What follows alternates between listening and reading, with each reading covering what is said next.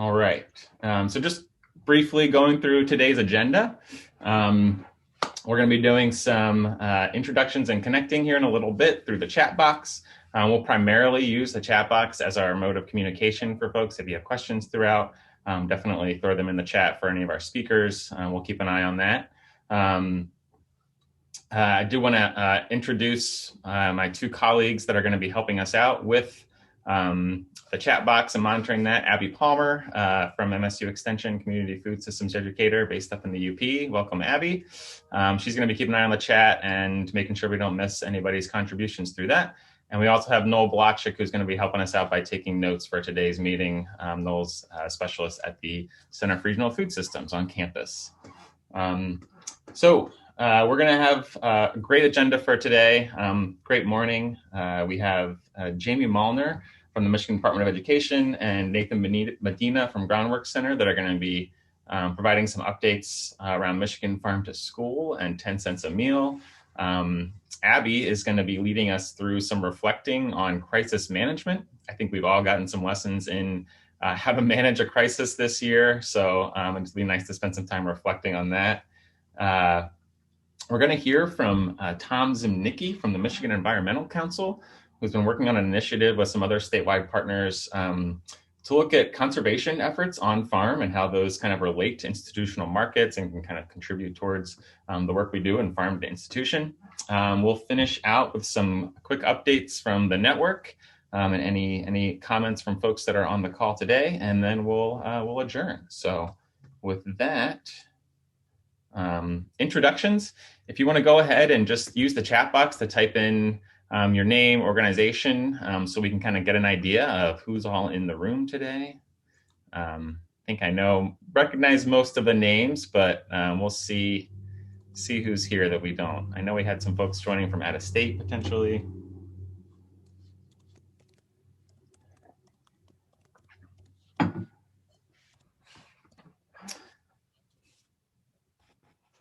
All right, I see some names coming in. Abbey, do you want to let us know who's all here through the chat? Absolutely. We've got Abbey Harper from MSU Extension, Paula Martin from Groundwork Center in Traverse City, Noel, as you mentioned, Paula Martin, also from Groundwork Center in Traverse City, Diane Connors, also from Groundwork Center. I think I got I think I got in a loop there. John McCarthy from MIFS. Hi, John. I'm here. Lindsay Scalera from the Center for Regional Food Systems, Jaime Malnar from Michigan Department of Education, Lori Yelton from MDARD, Mariel Borgman from MSU Extension, Claire Smith from TEFOLA, which is TEF Granola, Nathan Medina from Groundwork Center, Marissa Notchke from Southwest Food Service, Marianne Romsek from Bloomfield Hills Schools, Lauren Barnhart, Valley Hub Food Innovation Center, Melissa Lonsberry from MDE, Evan Smith from Alden Services, Tina Reynolds from the Michigan Environmental Council, Linda Moore from the Michigan the Health Department of Northwest Michigan, Sarah Wesselette Greenson from the National Kidney Foundation of Michigan, Rob Davis from Shoreline Fruit, Rosie Florian from the Kalamazoo Valley Community College Valley Hub, Caitlin Stanley from Kansas Rural Center, out of state, that's fun. Kelly Bolton, food director at Grass Lake Community Schools.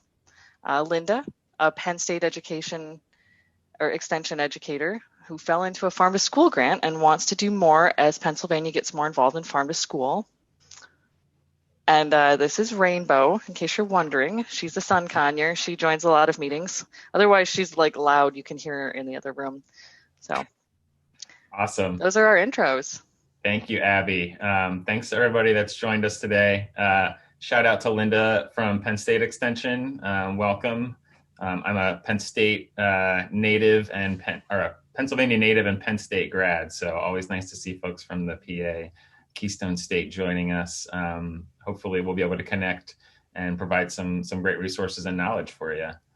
We have a couple more coming in, but I'll let folks see those. We're going to keep moving here with our connecting question. was thinking about what would be a good icebreaker connecting question.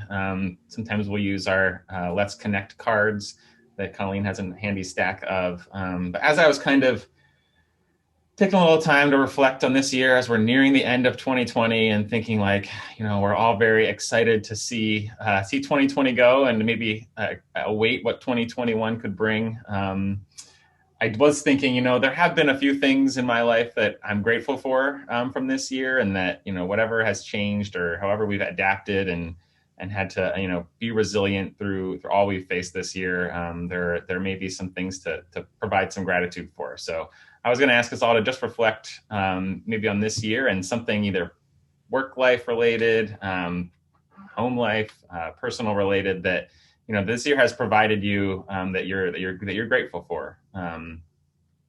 So I can so feel free to drop that in the chat. I was just going to share, since I said I was already kind of thinking about this, as an MSU Extension educator, and many of us can relate to, we spend a ton of time at meetings and all across the state and driving, and I was really reflecting this year on how little time I've spent doing that, as we've worked from home and not had those meetings scheduled, and the extra time that it's allowed me to spend with my wife, my dog, spending outside primarily as well on hikes and walks with the two of them. So really grateful for the fact that I've been able to do that this year. All right, looks like we got some responses coming in here, Abby. Yeah, Melissa is grateful for my job and the ability to work from home. Absolutely. I love it. We survived COVID in the house. My team's patience with me as I attempt to navigate this year. I've had so much bonus time with my kid and my pets. Amazing. Lots of cuddles and cuteness fill my days. I moved in 2020. New adventure. My staff and family staying healthy. My family and natural spaces. I had a healthy baby girl. Lots of time to explore the woods behind my house. New job, new baby, new perspective. Awesome. Also grateful for all the extra time that is saved without all the travel.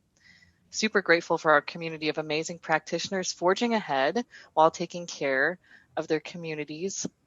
Grateful that I work for MSU and that 1, our university president is an epidemiologist, and 2, taken a leadership role in DEI work.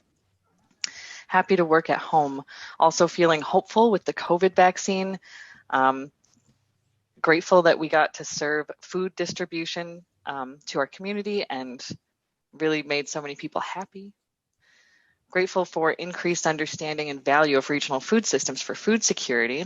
And I got to spend a month working remotely with my 11-month-old nephew in South Carolina. Oh, I appreciated seeing more of the seasons changing from my own home windows, and grateful for the ability to keep working at work. Grateful for a lazy, quiet summer at home. Last summer, we attended 9 weddings. Wow. How the pandemic highlighted the incredible value of strong and resilient local and regional food systems. Yeah, those are some great gratefuls. Appreciate everybody chiming in.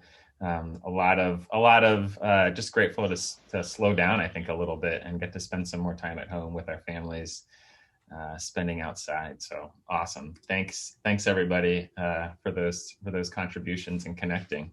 And yes, we hope 2021 is also provides a lot of great learning and understanding, but is a little bit maybe more normal in other ways. All right, so where are we going here? I'm going to pass things over to Jaime Malnar from the Michigan Department of Education, who's just going to provide us a little bit of an update and information around local food purchasing at Michigan schools. And Jaime, just let me know when you need me to advance the slides. Okay, that sounds good. Can you hear me okay? I can. Can you see my little dock thing at the bottom of the screen here? A little bit, yeah. Yeah. I'm trying to get rid of that. And yeah, I'm just going to stop sharing for a sec. Just to get rid of that, because that's distracting me.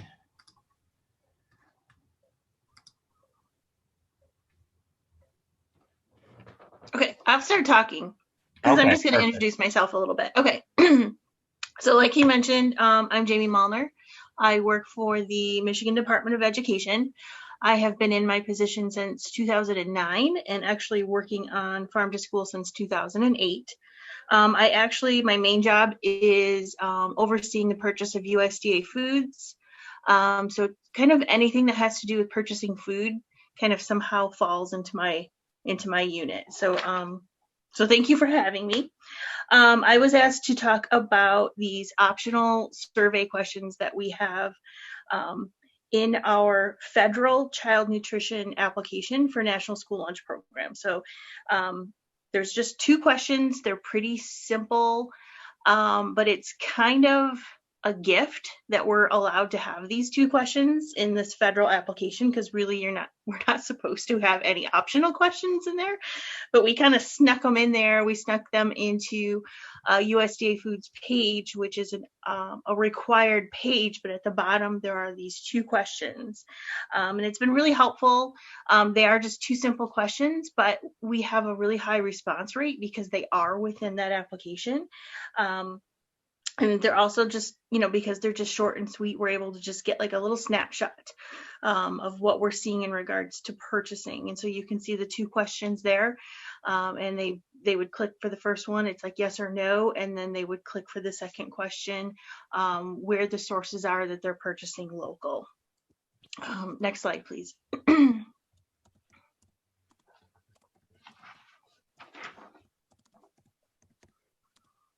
There we go. Okay, so here you can see the identified sources of local foods, with the highest being broadline distributor. For many, ordering from a broadline distributor, it just means that they don't have to worry about delivery minimums or just delivery in general. DOD, USDA Foods, and UFV pilot, which is the unprocessed fruit and vegetable pilot.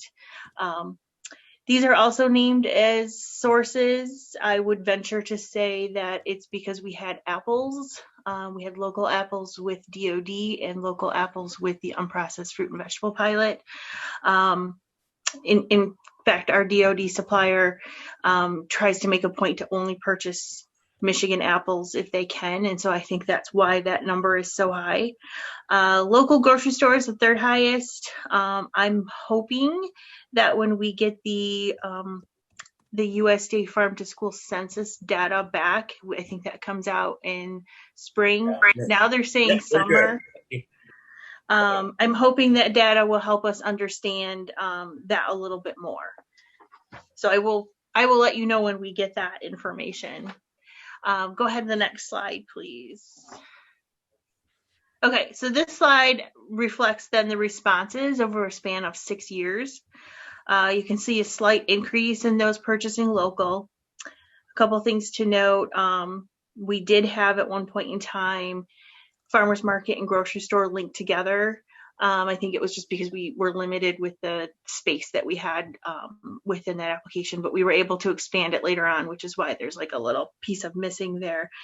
So we use this data for like grant writing. I know the USDA has some surveys, there's other surveys, but for this, for our state anyways, having 878 responses is actually really helpful. So we've used that information in different grants.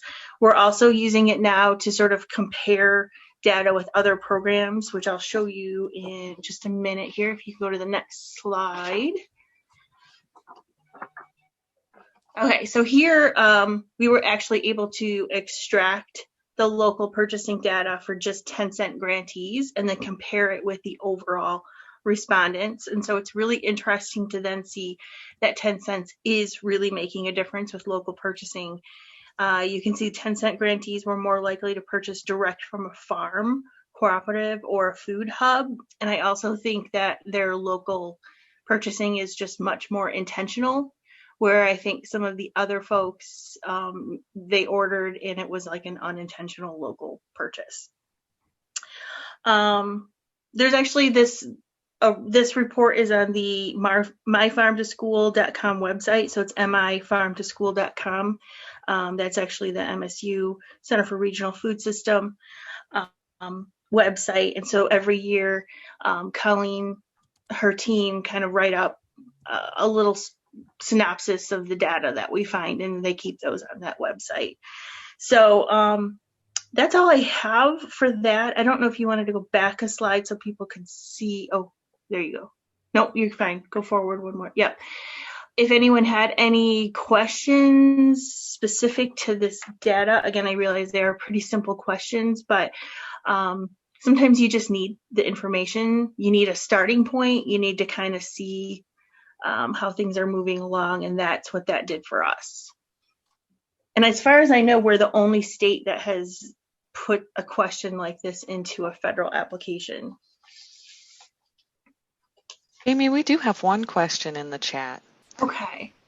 Is there a database of institution buyer contacts that suppliers can use to submit products for consideration?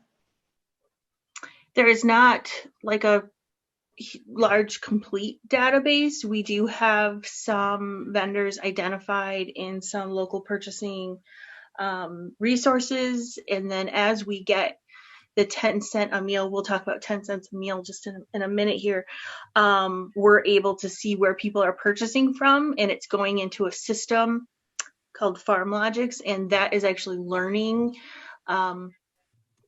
the different sources of local. And so it's been helpful for us. Then we can kind of go back, and if somebody's like, I really need to find local asparagus, for example, we can go back and see where someone else purchased it.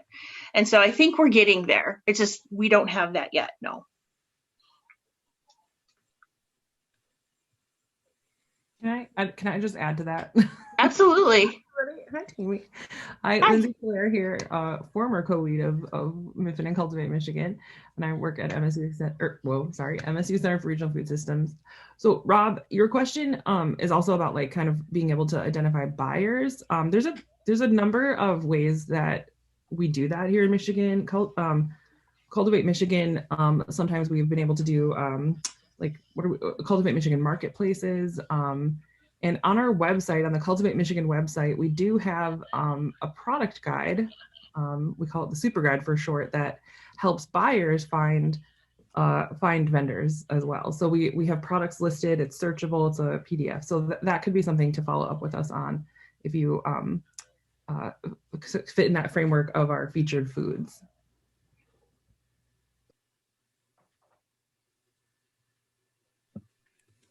Okay, I'll keep talking. Okay, yeah, sorry. Yeah, absolutely. When you're sharing screen in a PowerPoint, your thing gets lost sometimes. Yeah, no, it's totally good. So I will do the first couple of slides, and then I will let Nathan introduce himself for the last few. So again, Jaime Malnar, Michigan Department of Ed. I'm going to talk about the 10 cents a meal, kind of where it started and where we're going. So if you want to go to the next slide, please.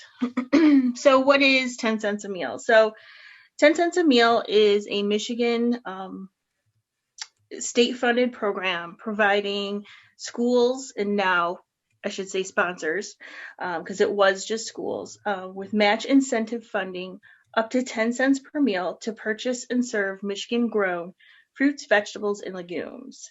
So the funding actually comes from the state aid budget, which is kind of unheard of. I think there's some states that are kind of doing some other similar things, but not to this degree and not as a matching grant. So the program launched in 2016 as a pilot, and it was in pilot status until literally like just a few weeks ago. So we're finally in program status, and we now finally can include RCCIs, private schools, and now early child care sponsors who participate in CICFP. So that's exciting. We also are now looking at, instead of, I think it was $500,000 before, we're now up to $2 million in that budget. So it's just amazing. It's kind of unfortunate, the timing, just because I think people are a little nervous to start a new grant right now, not knowing like what their school is doing or what's going on in the world in general. So we did get a late start due to the budget being late. And the program runs from August 1, 2020, so it is retroactive, and ends September 30 of 2021. We do have 138 grantees this year. They're from all over the state, including the Upper and Lower Peninsula. There will be a press release coming out soon. I would think maybe even early next week. So we'll have the list of all the grantees there. And I do want to note that because there was some fear with taking on extra work right now, we do have some unallocated funds with that program. And so I think we're going to open the application back up over the winter and let folks either apply who hadn't applied before, or perhaps increase their budget, because there were some folks that just said, like maybe they were eligible for 10 grand and they only wanted 2 grand because they were just nervous. So that'll be coming out this winter, so you can watch for that, which is exciting too, that people get a second chance. Next slide, please. Okay, so here's some details. So because the program is a match program, the dollars are leveraged to increase the local purchasing. And then what's really cool is that match can come from other programs, including like Fresh Fruit Vegetable Program, DOD, which is an entitlement program, USDA Foods, or even like Hoop Houses for Health. So they can't claim that again. That would be double dipping, but it can be their match. And what's really great about that is that we've been seeing just more local being offered throughout, whether it's our broadline distributor or DOD, they're kind of seeing that as an opportunity. The foods can be served within any of the USDA child nutrition programs, including school breakfast, national school lunch, summer, and then also now CACFP, which is the child and adult care food program. That's like the early child care piece. And it also includes extended SFSP, which is important because I think, a lot of people are doing like a food distribution rather than in school. And so they can still use the grant for that. Foods can be cut, washed, packaged, and even frozen, which is great because we obviously have some seasonality concerns. The foods cannot be cooked or canned in any way. If there is that minimal processing, it does also have to take place in Michigan. We will have quarterly surveys and quarterly invoice data submission for reimbursement. So that's improved from the past years where we did everything monthly, and I think it just got a little cumbersome. So now it's quarterly. And before I turn this over to Nathan, I wanted to mention that there's also going to be some survey evaluation results coming out for the school year 1920 grant. And these survey questions included like how COVID affected local food purchasing, and then also how 10 cents helped with that. So we actually saw some breaks within the supply chain process, and some folks couldn't get the items they needed from their broadline distributor. And so they actually called upon their 10 cent partnerships. So maybe a farmer or a food hub or somebody they had worked with for 10 cents, and they were able to fill that gap. So I'm really excited to kind of see that information. I think there's a success story there, and I can't wait to share it. We just don't have it ready quite yet. I think that's all I have. I'm going to let Nathan take over, and then I think we'll open it up to questions there. Sure. Well, thank you, Jaime, for going through the slides. We have goals here, and the goals are pretty straightforward, including increasing local purchasing, improving farm-to-school partnerships, increasing agriculture education, and providing resources for educational and marketing methods. And part of this is going to be created through communication. And we are developing, as Jaime said, there's a press release that's going to be coming out through the department, but we are sort of regionalizing this by reaching out to legislative partners so that they have some skin in the game.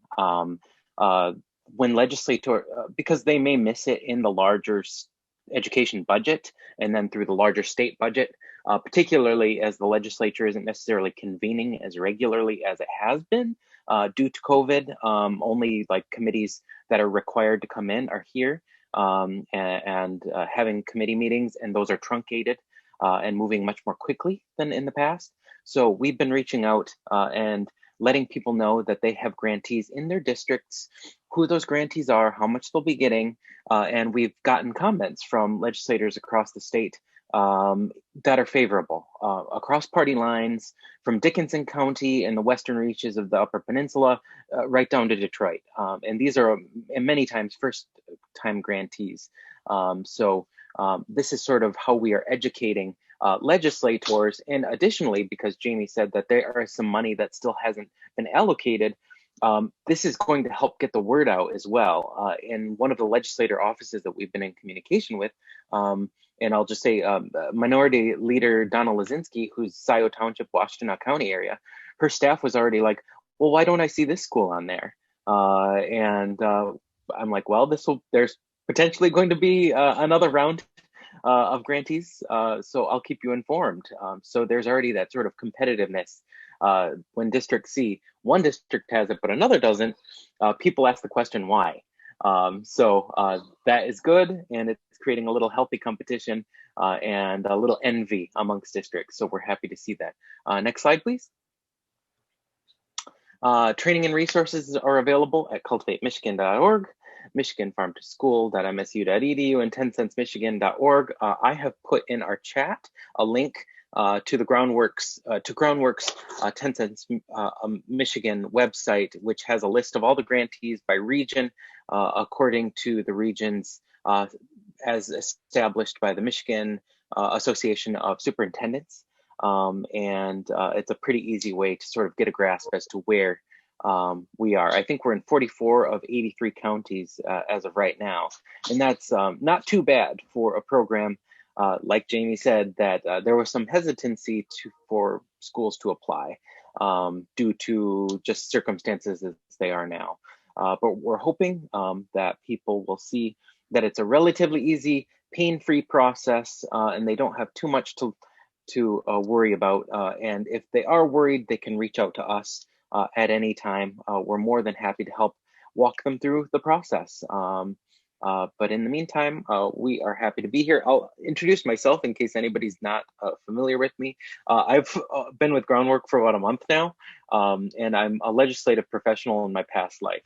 So if anybody ever has questions as to approaching the legislature or how committees are set up, or just sort of how budgets work, feel free to reach out to me. I think that our contact information is on the next slide. If you could, and there we are.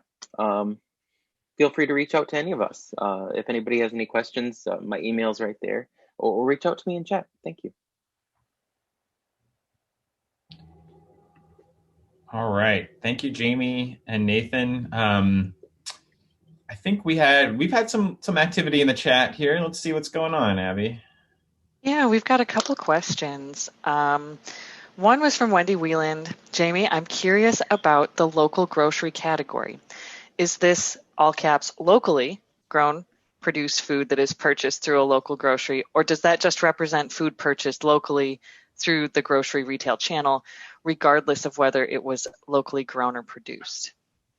It would have to be locally grown and produced. I mean, it gets a little iffy in regards to what someone's definition of local is. But yes, if they're stating that they're purchasing local from a local grocery store, and I think that's why I'm really curious to see how that pans out on the USDA farm to school census, because I'm a little concerned about that too. That was a higher number than I had anticipated. So I'm also curious to see what exactly that means to the actual food service director. But it was meant to mean locally grown or processed if it was from the local grocery store. Or excuse me, from the grocery store. All right. Another question. Are grains, I'm assuming as separate from legumes, are grains eligible to be part of the program? Not at this time, nope. Okay, and another question, and I actually wanted to check in with you, Linda, so I'm glad to hear from you. Linda has some questions about how 10 cents came about, and a specific question, who championed the program at the state level to get it into the budget? Sure, I can take that one, Jaime. Sure, sure, absolutely. Presently, so the program is funded through the education budget. The chair of the K-12 and education budget in the Senate, Senator Wayne Schmidt, has been a key ally in pushing this in Northwest Michigan, where the pilot took place. He has been a great ally in sort of communicating to his colleagues, and he has the trust of the chairman of the Appropriations Committee overall. So Wayne Schmidt has been a key ally in getting this sort of out. And as it relates to that, like I said, we want more skin in the game. So I'm trying to get more allies just in general, people who are concerned about nutrition, who are concerned about the local aspect, people who are concerned about agriculture, so that anybody, wherever their area of interest may be, will eventually become our champion. So that's our ultimate goal, Linda. All Are right. there any other questions? Anything that I missed that someone wants to highlight? I was just going to mention that Nathan did drop the list, or anyone that didn't see in the chat, the list of schools, 138 schools that did receive funding for this year. So that's in the chat there. And as Jamie said, there will be a press release coming out about that in the very near future. So breaking some news here in our virtual meeting this morning. Clarence. Got one more question. Yep. A couple. The first one is, do foods have to be fresh? We allow for minimal processing, so that would be like washing, cutting, repackaging, and you can freeze them, but they cannot be cooked or canned in any way. Anything that would change the characteristic of that item is not allowed. Right. And ask a question without typing it? Yeah, please. Sorry. No, it's fine. So the commodity, so I'm a food service director it'll be a new grant. I'm super excited about it. But we do get a lot of stuff from Peterson Farms that would be considered commodity. Did you guys say that would be double dipping to actually claim those? We can't claim those products as well? You couldn't claim them, but they can count as match. What does that mean? So if you were awarded, let's say $2,000, you're actually supposed to spend $4,000.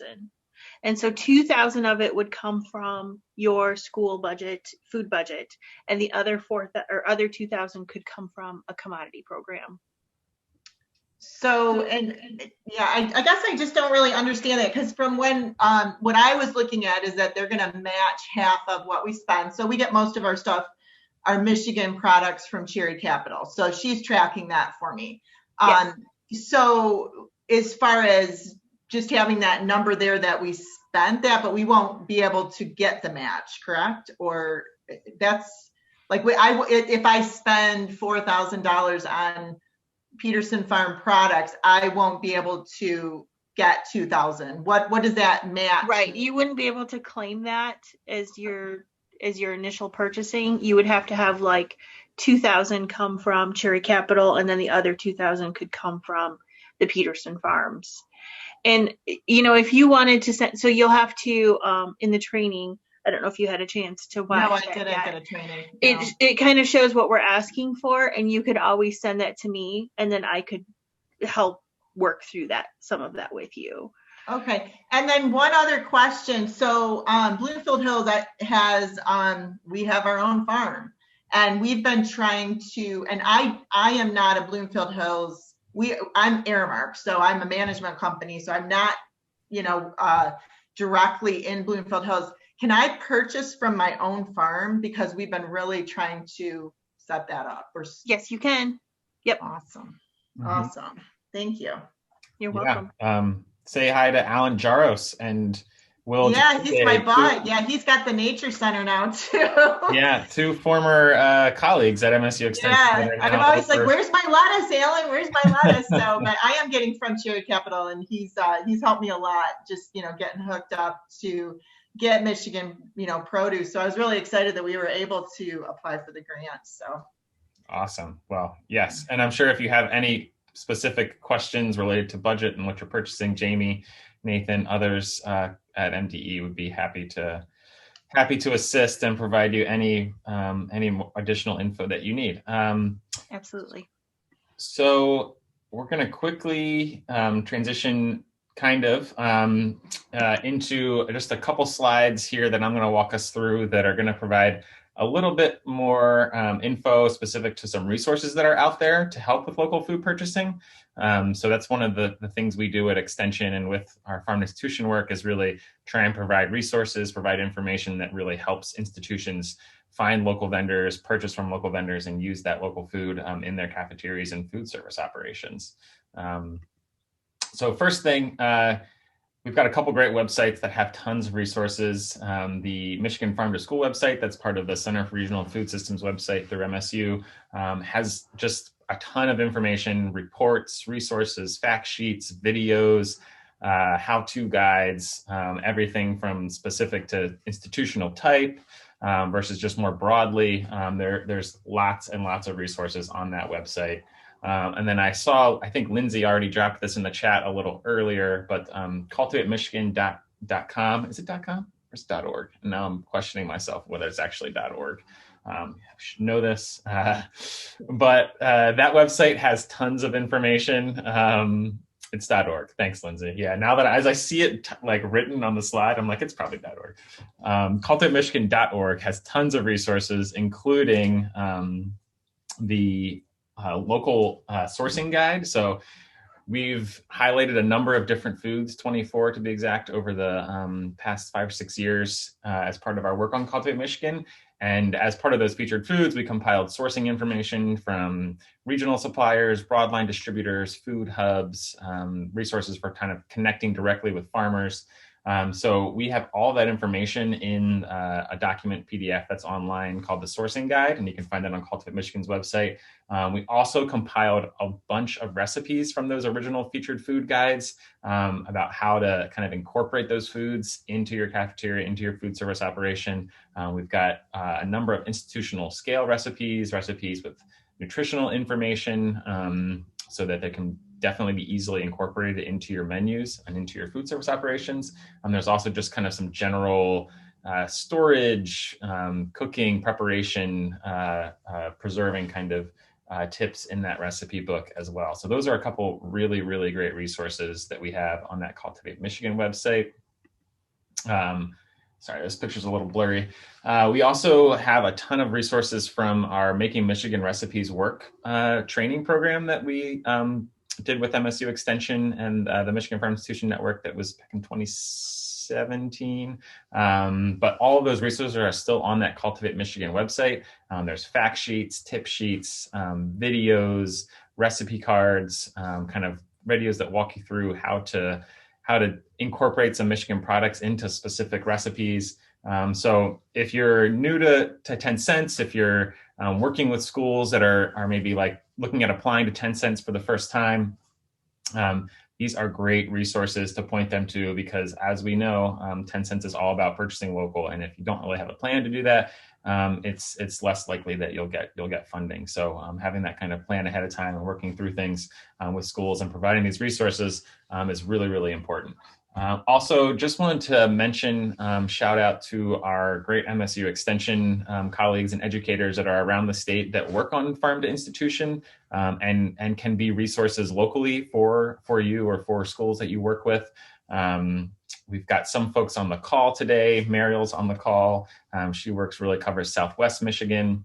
Julie Darton, and this list is a little dated. Julie Darton actually has recently transitioned out of her position as a food systems educator into a district director. She's still a great person has a ton of information and knowledge, and we love her, but she probably would not be the best person maybe to connect with, but she could connect you probably to somebody in her district, which is kind of northeast part of the state. That would be able to assist you. Sarah Eichbergers, she's with our Health and Nutrition Institute, has done a lot of great work in Farm to School with our Food Corps program, and also kind of now manages the policy systems and environmental change work for our Health and Nutrition Institute. Jay Gerhardt works in Washtenaw County as a local foods connector. We've got Abbey Harper on the call today. She's based in Lansing and covers, I don't even know what district that is, District 8? Yeah, District 8. Which is a number of counties. Becky Henney works in our Health and Nutrition Institute on SNAP Ed stuff. Obviously, you've met Abby Palmer.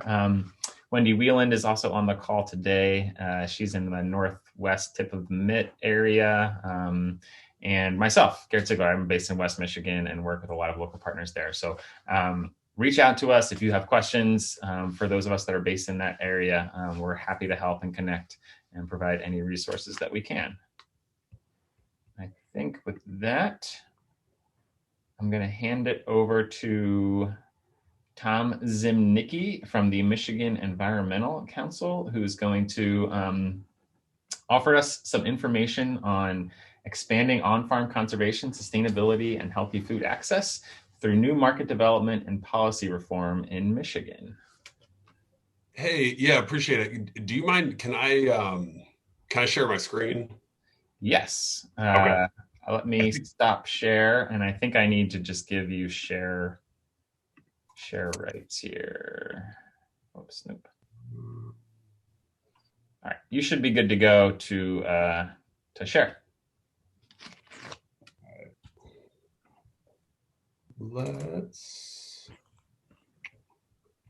So can you, what are you?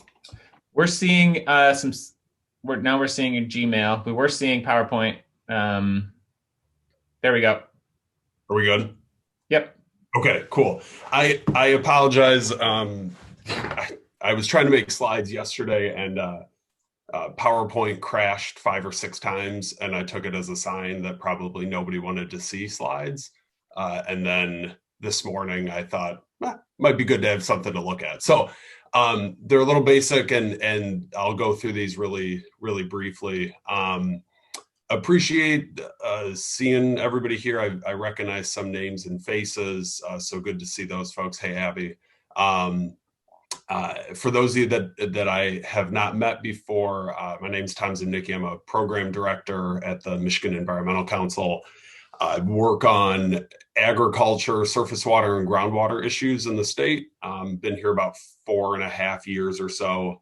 And so wanted to just kind of quickly talk about a project that I'm currently working on with several partners, and kind of introduce the project to you, hopefully get some feedback, but then kind of just let folks know that this is something that we're working on, and then hopefully be able to connect with you offline if we don't get to everything today. Just before I run through these, I just want to acknowledge the partners on our project: Michigan State's KBS, National Wildlife Federation, Michigan Agribusiness, Michigan Agriculture Advanced, which is a new organization formed earlier this year, and then support provided by the Herb Family Foundation. So just kind of overview, I'm not going to read all these line by line, but broadly, the goal within our project was to think about how do we reimagine Michigan's food system that puts a greater emphasis on this intersection of agriculture, water quality, and climate change. This grant was actually built off of a 2018 grant that we received from the Department of Ag through the Fertilizer Research Fund.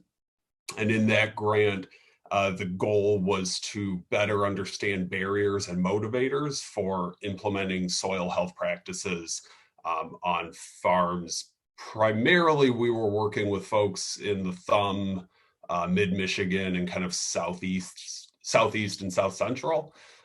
So a lot of row crop producers. And so the goal, again, was to understand some of those barriers. And one of the things that really popped out to us during that project was these 4 things. I hope they're kind of showing up. Both markets, conservation programs, agricultural communities, and human capital. I won't get into 3 of those, but the one that I want to hit on today is around markets. And so we heard a lot from farmers that one of the barriers for them continuing to implement more practices is really the lack of markets for more diversified rotations. And so a lot of these row croppers, corn and soy and wheat are pretty well-defined markets, and the supply chain for those are pretty easy to understand. That gets a little bit more difficult when you start getting into some more like heritage grains, niche products, dry beans particularly. So we wanted to take that and kind of expand on what we heard throughout 2018. And so we went after this Herb Family grant. And the goal here is to, one, develop better farmer-to-farmer networks and farmer-to-consumer networks. Kind of as we know that network development is important for long-term conservation practice adoption. So there's a piece of that. But then also specifically around developing policy and economic development recommendations for state agencies and the state administration. And so again, these are policy recs around how do we continue to push agriculture and provide opportunities for producers to engage in conservation. And part of that is through, again, market development, but there are also aspects around program development, like at Department of Ag and things like that.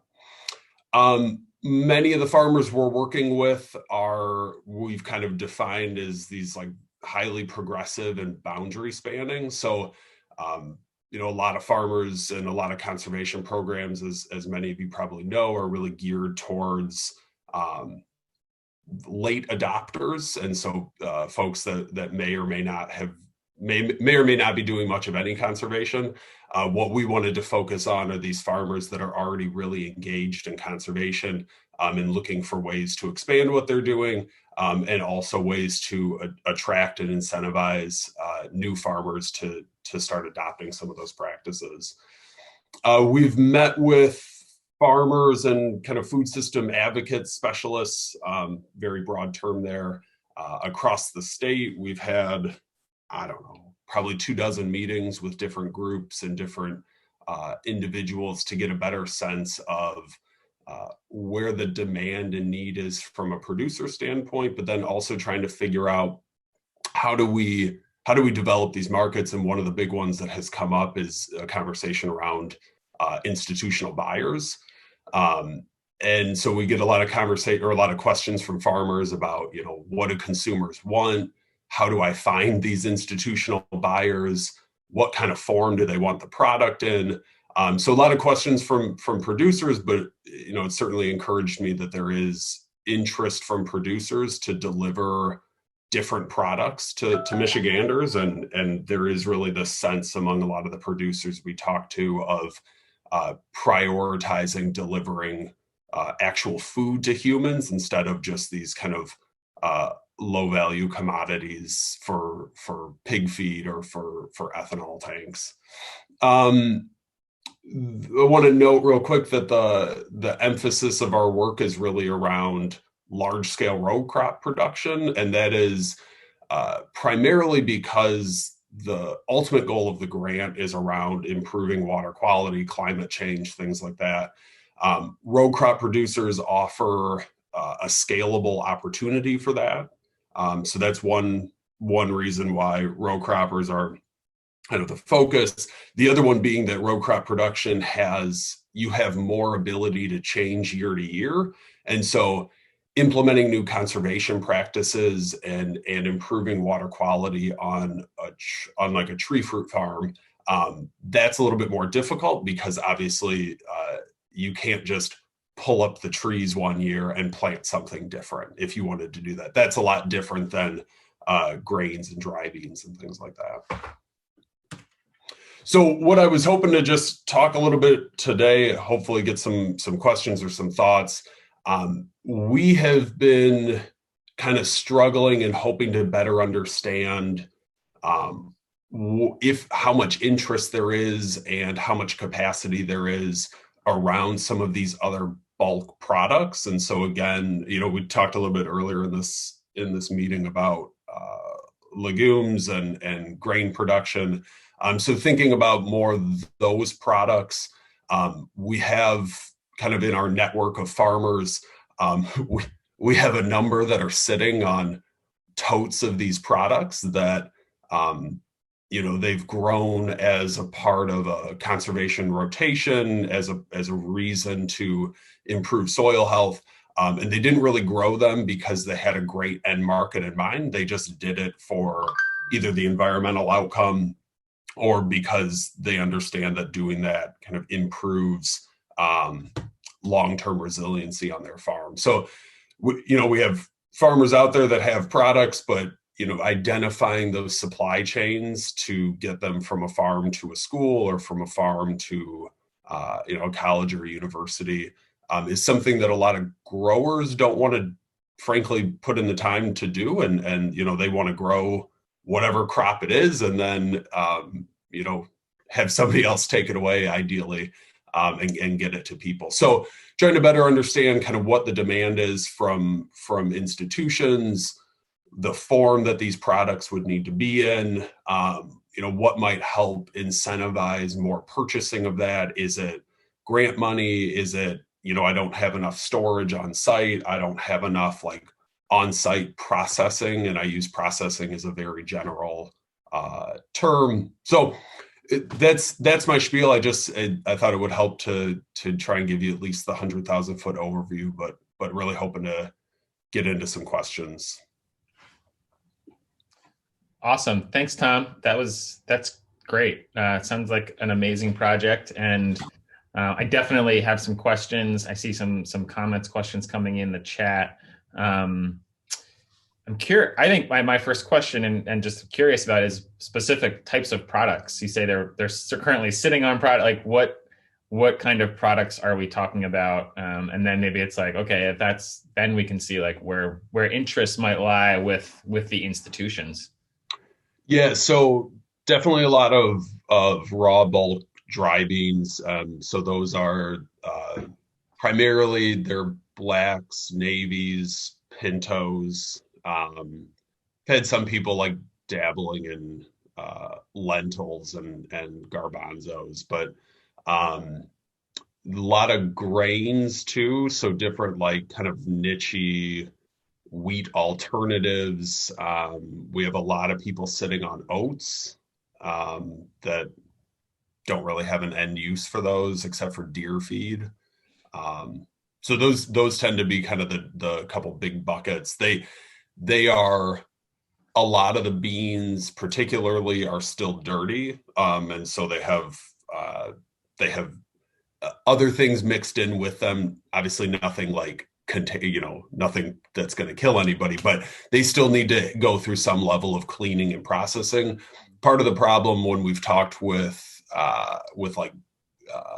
processors across the state is, they're happy to process anything, but if there isn't that defined, like reliable end market, it's hard to just take like 1 or 2 totes of a pinto bean somewhere to get them cleaned and bagged if it's just going to be a one-off of those 2 totes. Yeah, absolutely. And we have featured dry beans as one of our featured foods in the past, and we have a ton of resources in that sourcing guide and recipe guide around using dry beans. I know we had folks doing a project of making bean and meat burgers a few years ago to try and incorporate more dry beans and bean products into kind of institutional food settings and things like that. So I definitely see, parallels between the work we've done and kind of some of those products. Abbie, do we have any questions or comments coming in the chat? Lindsay had the question kind of about how much, Tom, you might already be working with or plan to work with Natural Resource Conservation District, NRCS, folks in Michigan on this project. Yes and no. So certainly from like the conservation standpoint within NRCS, a lot of those programs, again, are kind of geared towards a different type of farmer. And so we've certainly interacted and met with like conservation district staff and have kind of on the periphery met with NRCS, but that tends to not be where we've put in a ton of time. Not to say that we know everything, but we kind of know what the feedback and the line from NRCS is on a lot of this.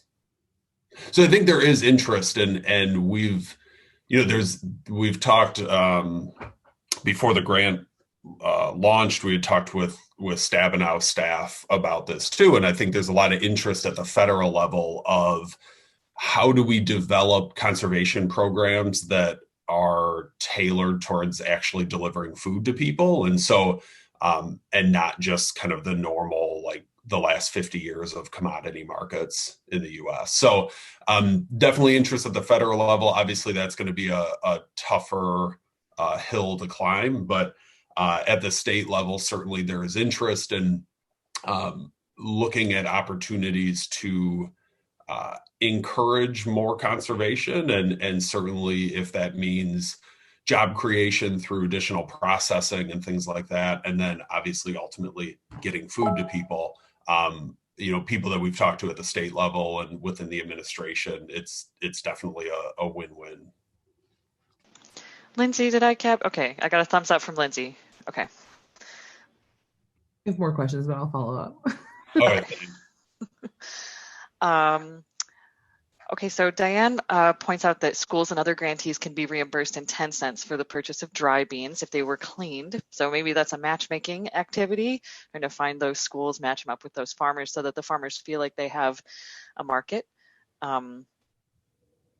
We've also got the link to dry beans on the Cultivate Michigan's featured food site. Another suggestion, Harvest of the Month promotes dry beans in April. So there's a Groundwork Center resource there. Yeah. Any other questions for Tom? I'm curious if any of our like food hub representatives or kind of those that work along that supply chain between farm and institution have any thoughts. Just thinking about specifically, about that cleaning issue.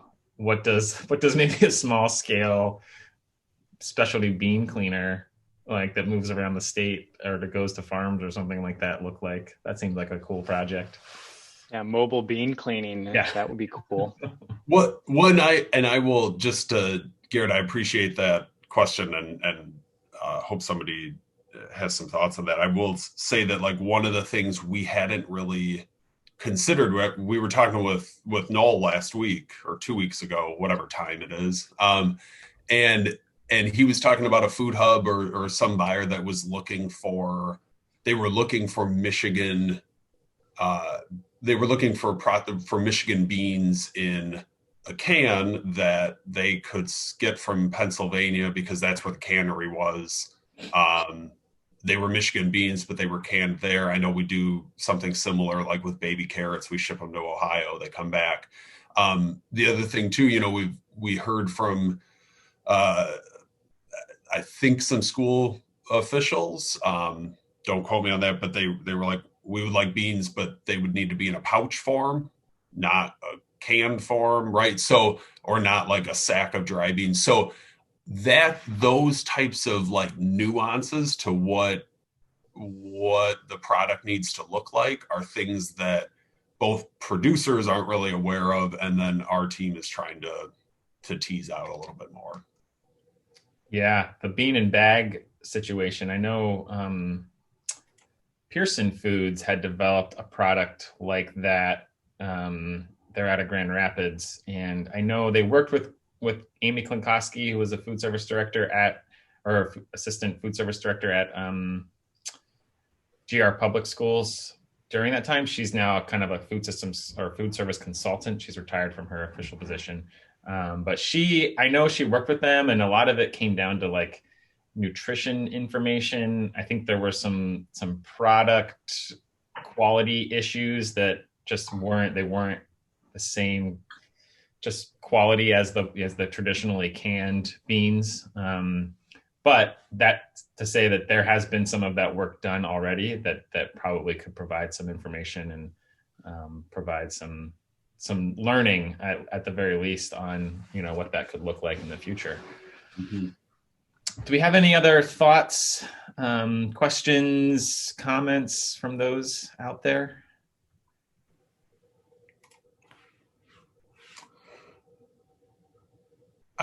I'm certainly available via email. Would love to connect with folks offline as well. So I appreciate the time today to kind of plug this and at least put it out there, and hopefully down the line, if folks have thoughts, please let me know. Yeah, absolutely. I think it's an awesome project, and we've talked a lot in this past year of kind of looking at what 2020 and beyond looks like for our Michigan Farm Institution Network work. And, we've talked about how do we support more, not just local food, but also food that is produced in a way that is sustainable and conservative, all those different things. So this seems like a very innovative and cool project to partner with or figure out how we can make that end user and buyer through institutional markets a reality. Couple comments. I had a comment, Clarence, that was direct to me, but I think it seems possible to share out to the rest of the group, that the MSU Institute for Ag Technology, I think MSU IAT, has plans for a mobile processing lab that focuses on cereal grains, and maybe possible to clean beans with that unit as well. So that's something to think about in the future. And currently have a unit that has a retort included, which is a food processing piece of equipment. I think that helps kill any. I think it heats things up and helps kill any things in canned food. So yeah, there's some opportunities. Cool. Well, thanks everybody for that great conversation. And Tom, maybe if you want to drop your email in the chat, just so folks have it, if they want to reach out to you with any additional questions or thoughts, that would be great. All right, I'm gonna share my screen again if I can. Let's do this one. Yes, share. Okay, can you all see that? Hopefully. Perfect. All right. Well, we're going to switch gears a little bit, and I'm going to pass it over to Abbey Palmer, one of our MSU Extension Community Food Systems colleagues, who's going to take us through an activity, provide some time for us to kind of reflect on our crisis management skills and opportunities over this past year as a result of COVID. So I will pass it over to you, Abbey. Oops. Yeah. Yeah. This spring I kind of felt like a ballerina with no training, just kind of thrown into the dance and being asked to pivot. And I was dizzy and I was untrained. But as Garrett's pointed out, now we all have experience, if not specific training in crisis management. And one of the tools that I found useful that I wanted to share with this group, it's called Evaluative Thinking. I took a seminar with Tom Archibald and an organization that supports beginning farmer business incubator programs. And they introduced this concept of evaluative thinking from the author Michael Quinn Patton. And the emphasis, rather than on pivoting, is on regularly checking in with yourself and your team to ask, well, how is this decision playing out? And what small adjustments do we need to make at this point? And it sort of gave me an ability to consider blocks of time rather than decisions and think in terms of a progressive planning approach. And another thing that's come up, another new term along with pivot, for me was sticky habits. I don't know if you've heard anyone talking about sticky habits in light of the pandemic, but if you started shopping for groceries online for the first time during this pandemic, that's a habit that might stick with you afterwards. And our behaviors, some of them might stick into 2021 and beyond. So I'm trying to be intentional about which of my habits are sticky and what I want to continue with in 2021 that I learned in 2020. So basically, we just set aside 15 minutes in this agenda for some reflection, and I'll guide you through it. But I want to point out that if you would like to take a break and go for a walk outside, if that is the way that you would like to do your reflection, I encourage you to set a timer for 15 minutes and come back.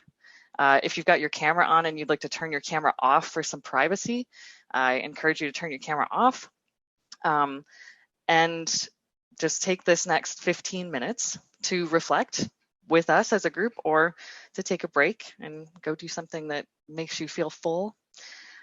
If you want to do that reflection with us, I invite you to grab a piece of paper or a notebook or open a document, however it is that's your preferred method for jotting down ideas. Oh, and one caveat, if you do choose to, check out and take a break, resist your email. My email is like the thing that always pulls me back from any sort of self-care I'm doing during the day. It's like a vortex. Resist. So you got your paper or your document open, and I'm going to let you know how much time you have for each question to just kind of think about or write down some notes. There will be a link at the end of this if you want to take these questions and do them with your team or suggest them to someone else. And this exercise is centered on your experience, so there's no obligation for you to share the things that you write down. There's no expectation that we're going to do a Jamboard after this. This is really just for you. And we're going to start out by giving our bodies a treat, our brains a treat, a little extra oxygen. And this breathing exercise is called box breathing. It might be familiar to you maybe from a yoga class, maybe from military training. It is a type of breathing that taps into basically your central nervous system and helps you slow things down. So I dropped a link in the chat from what's called the Mondays campaign, which is a public health initiative with Johns Hopkins, Columbia, and some other universities that promote sustainable behavior change by dedicating every Monday to health. So there's different campaigns. I think there's like Relax Monday, Move It Monday, Meatless Mondays, and this is, I think, Mindful Mondays. So Garrett, can we do the dance where I share screen real quick? Absolutely. Oh, thank you. You're such a flexible host. All right. So here we have it. And the nice thing about having a graphic when you're trying to do a breathing exercise is that it gives you something to focus on and gives your eyes something to do. So the way this works, I'll walk us through it, is inhale for a count of 1, 2, 3, 4, hold for the same amount of time. Exhale, 2, 3, 4, hold your breath out. Inhale, hold, exhale, hold. And I'll let you continue for a minute and I'll let you know when to come back.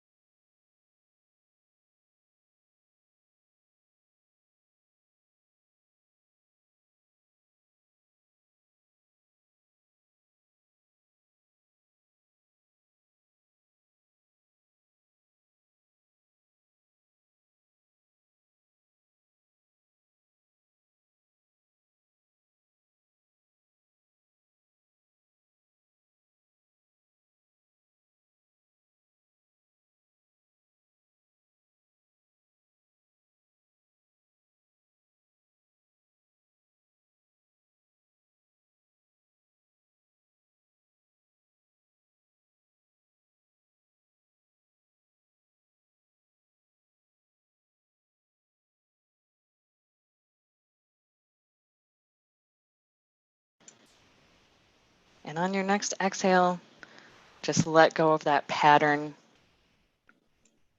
and let your body be breathed instead of controlling your breathing.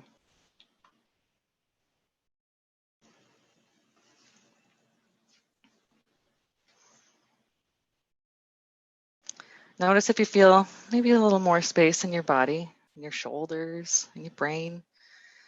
And let's think about your context. So we're going to have 3 minutes for these 3 questions. And I'll ask them and give a couple examples and then just give you some time to think and reflect. And I'm your timekeeper, so you don't have to worry about that. You can only focus on your thoughts. So what activities have you engaged in related to COVID response? So when you think back on 2021, what activities have you done? So changing programs from in-person to online is something that many of us did. Trying to provide topical resources, working with local emergency response teams. Maybe you were working with a food bank. Maybe you had to rearrange your dining room. Maybe you had to purchase differently. Maybe you had to change how food was packaged. What activities have you engaged in related to the COVID-19 response?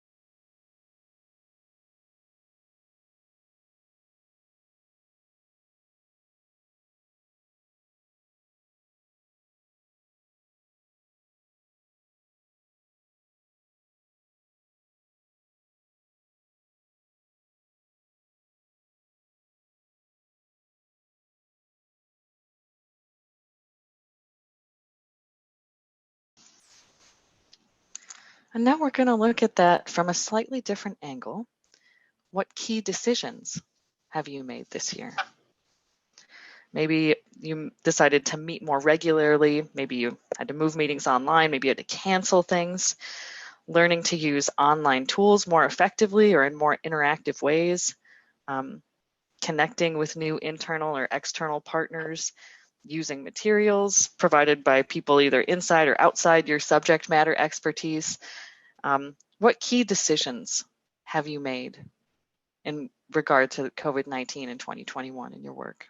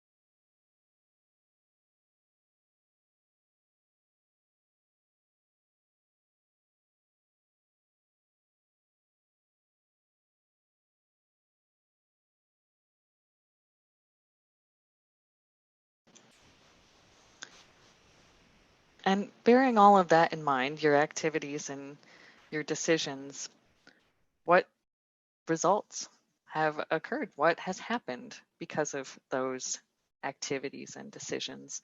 Maybe you have stronger internal networks for communication. Maybe you have stronger external partnerships than you once did, increased awareness of one aspect of your work or another. Maybe you had to leverage some new resources that you might want to have stick around. Might have seen more or less participation in the programs that you would do or run. New practices, new relationships. What has been a result of these decisions?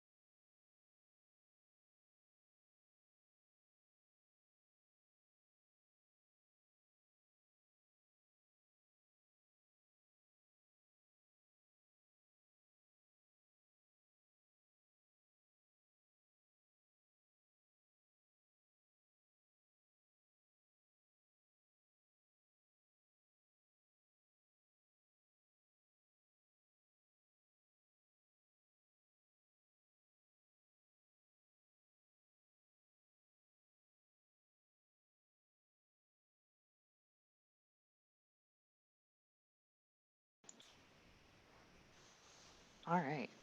So we're about halfway through this process and these questions. And, so far we've been focusing on your agency within a system, the decisions that you have made in response to decisions that have been made by others, right? Ways that sort of been in that dance. Garrett, could you show me the next slide, please? All right. So now we're going to take a little bit longer for each of the next 3 questions. And the first one is, right now, the greatest opportunities for success are.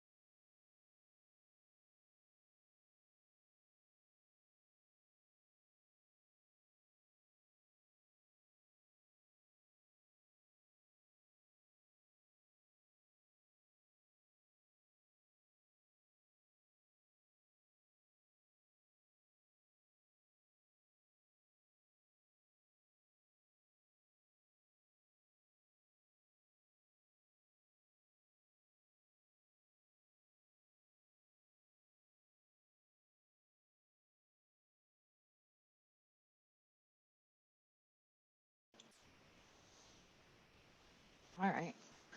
Next slide, please.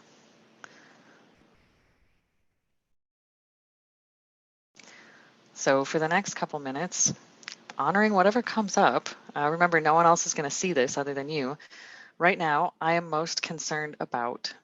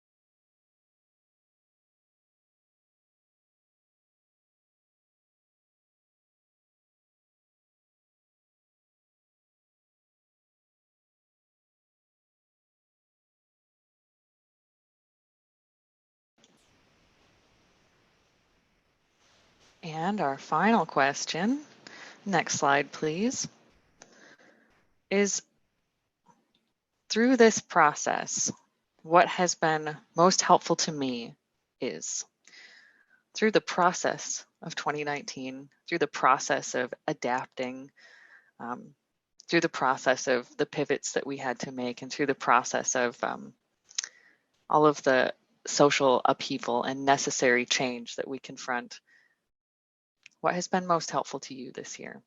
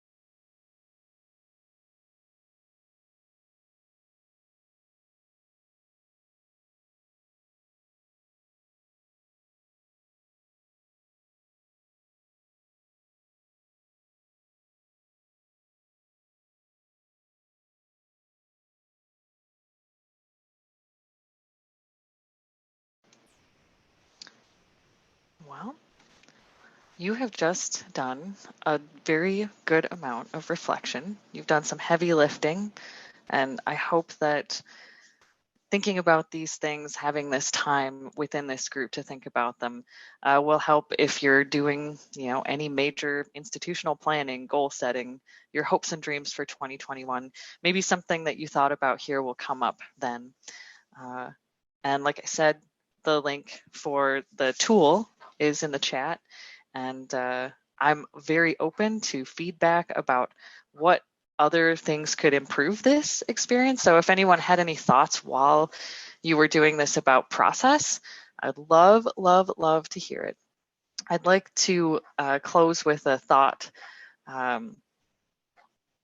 from Adrienne Murray Brown's Emergent Strategy. She says, what you pay attention to grows. And I'd like to thank everyone for taking a little bit of time to go inside.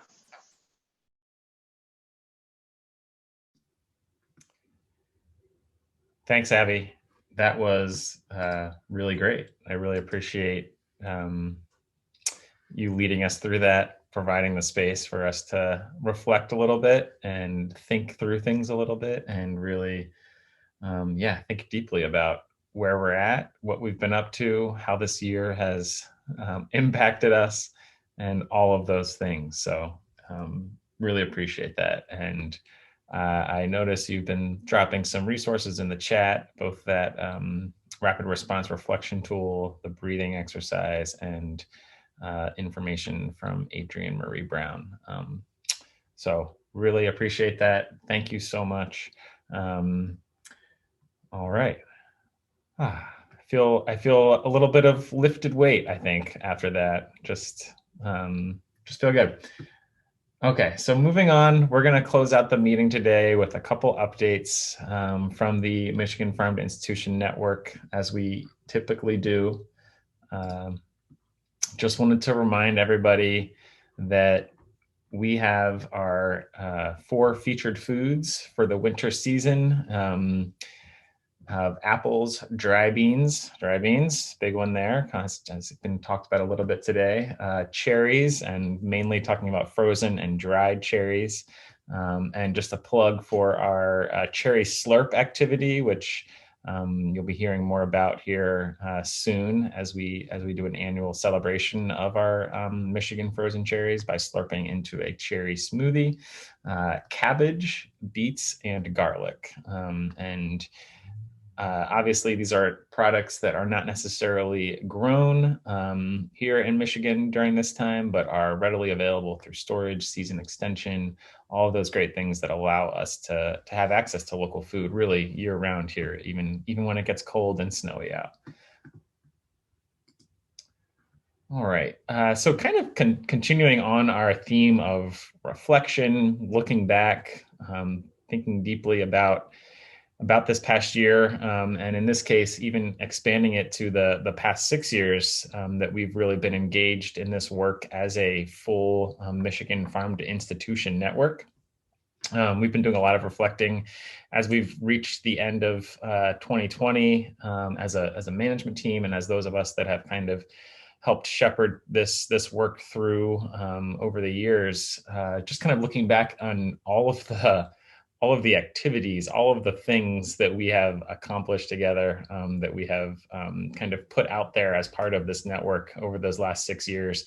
And I mean, I can speak for myself. I know that, when we were kind of going through that, I was just really a little bit blown away by how much stuff this group has done and accomplished. So we thought it'd be good to kind of close out this meeting here of 2020 with just a quick reflection back on those 6 years, and provide some numbers about, what have we been doing and what have we been up to? Because I think when you're in the middle of it and everything's going on and it's crazy, and you're moving from one thing to the next, one activity to the next, one project to the next, you don't always see the bigger picture of how impactful and how much has been done. So just wanted to recognize that we have 228 institutions that have signed up for Cultivate Michigan over the last 6 years, which is awesome. That's just, I know for the longest time we were at around 60 to 70 to 80, and then we had a big jump actually even just this past year when Chartwell signed up a number of their members from all around the state.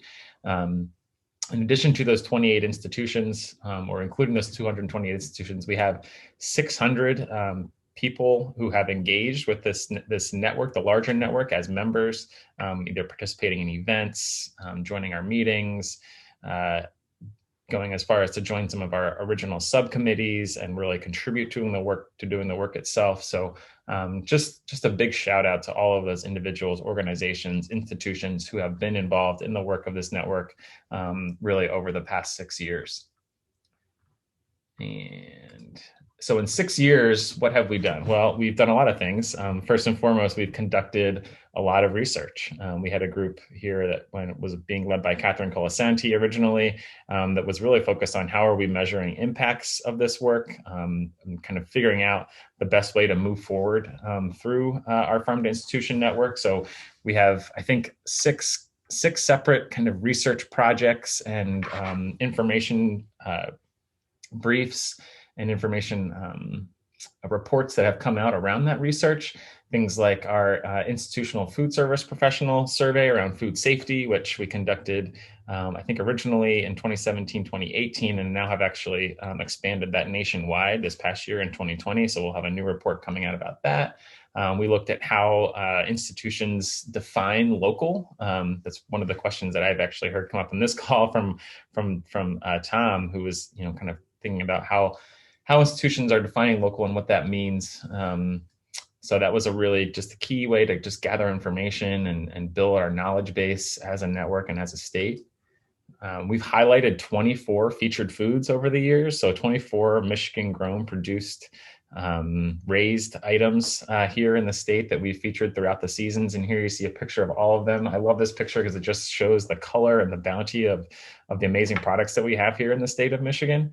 Shout out to Lindsay for finding a lot of these graphics, taking some of these pictures, incorporating them into our featured food guides over the years. Yeah, we've done a lot in that way of highlighting these featured foods through sourcing information, through recipes, through industry facts and tips and storage, all of those different things. We've hosted 18 featured food tours over the years. So actually getting folks out on farms into food hubs, food processors, learning about specific things like season extension and food safety, helping them see and understand more about how agriculture and food is actually produced here in the state of Michigan, both on smaller and larger scales, and how that food gets from the farms to their kitchens and to their cafeterias. We've hosted a lot of meetings and events. Looking back at this, we've hosted so many special events almost on a yearly basis. I think 2018 was the only year we didn't host either a joint network meeting with the local food hub network or host kind of an individual Michigan Farm Institution Network gathering. Our last was back in 2019. Yeah, it was 2019. That was a little over a year ago, feels like a decade ago, where some of us gathered in Lansing at Lansing Community College to have a celebration and share stories about all the amazing work that's happened over the years. This is our 15th virtual network meeting. So we jumped on the virtual network meeting train a little before the rest of the world a couple of years ago. Yeah, right ahead of the curve. And we've had a couple of special webinar presentations. We've also gathered our advisory committee for a number of meetings over the years to get feedback and to learn together about what's going on around this state and get that information from our advisory committee members. And this picture here shows some images from that 2019 gathering in Lansing. We provided a ton of education and training as part of this network's work. So we have, as I mentioned, one of our resources earlier, Making Michigan Recipes Work, which was we hosted 5 trainings around the state and then an additional train the trainer training to kind of transition this into a SNAM statewide education curriculum. Lots of resources came out of that. Lots of knowledge was learned. Videos were done. We've also hosted other farm to institution, farm to school trainings for producers, for institutions, for food service folks. So just really have provided education and training all across that farm to institution supply chain. We've shared many stories of the work that's been done as part of this network and by all of you. If you go just scrolling through our news and events, mostly our news page on the Ecology Michigan website, and just kind of looking back at all of the stories that have been on there, all of the work that we've highlighted through that website and through that news feed. So we've had 14 Faces of the Network feature stories highlighting the work of specific individuals and groups here within the state. We've had 59 dedicated news stories that have come out around the work of Cultivate Michigan and the Farm to Institution Network. And then our colleagues at MSU Extension have published 37 articles that kind of focus on farm to institutional work here in the state. So over 100 different news stories have come out related to our work in the state, which I think is pretty awesome. And that's it. And I say that's it as takes us to the end of my slides on that, but not in that we haven't accomplished so much together. So just wanted to send a big shout out to all of those. And when I say we, I mean, I collectively mean we, the 600 people who have been engaged in our network, over 200 institutions, those of us that have been engaged more closely through our work with Extension or the Center or the Ecology Center. Shout out to those, our original coordinators, Hillary Bisnet and Hillary Greenwood now, Lindsay, who was one of our co-coordinators at one point. Also, big shout out to Colleen Matz, who's really been the main coordinator and leader moving us through this process over the last 6 years. She unfortunately was not able to join the call today, but Colleen has always been a great a great leader of this network and coordinator. So big shout out to her. And with that, I'll turn it over to all of you. If anybody has announcements that they'd like to share, anything they'd like to share as we close out this year, any information, any requests, any comments, we'll take those in the chat. Lindsay's ready. Yes, please. Mouth off for a second. Yeah. Link in the chat here. We are in the process of updating the Michigan Good Food Charter, which is partly why I wanted to come today, so I could hear from you all and stay in touch.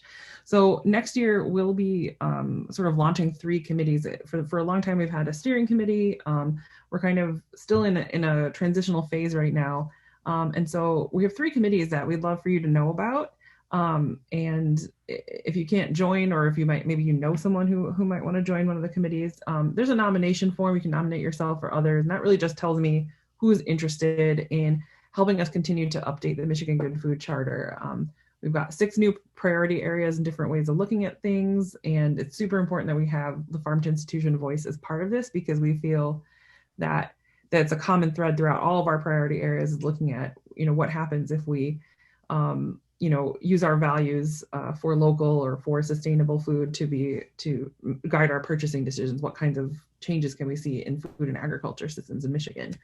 So there's lots of information on the page. You can contact me if you have questions, and I would love to engage with you.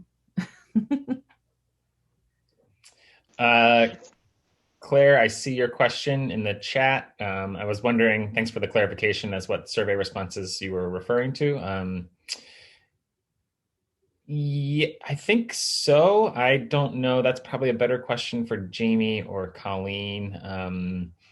Whatever was shared in this presentation is being recorded, so it'll be, this recording of this meeting will be available on a website somewhere at some point, and we'll share that out. But I'll talk to Colleen, follow up with her and Jaime about sharing out more specifically the how institutions are sourcing locally data, as well as I know they will definitely be sharing more about 10 cents a meal, specifically evaluation results from 19 and 20.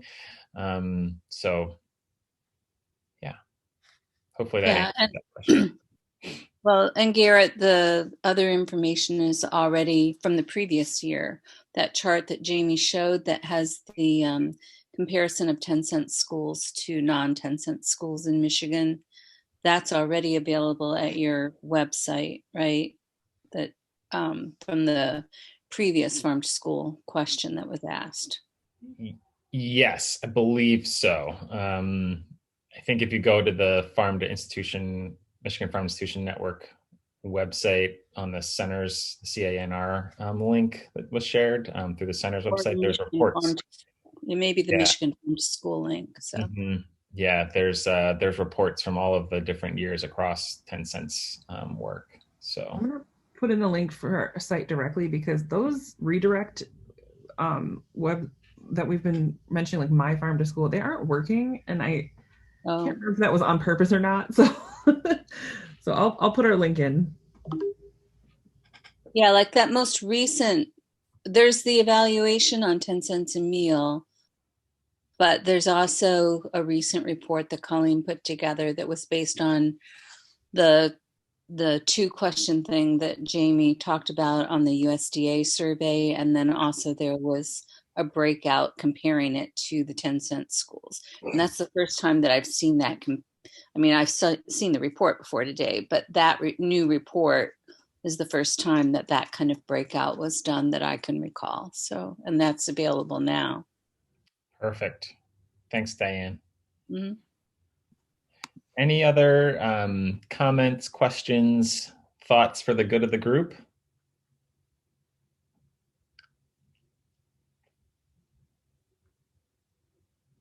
Okay. Well, if not, we'll give you a final gift of an additional 18 minutes on your schedule today, and wrap up a little early.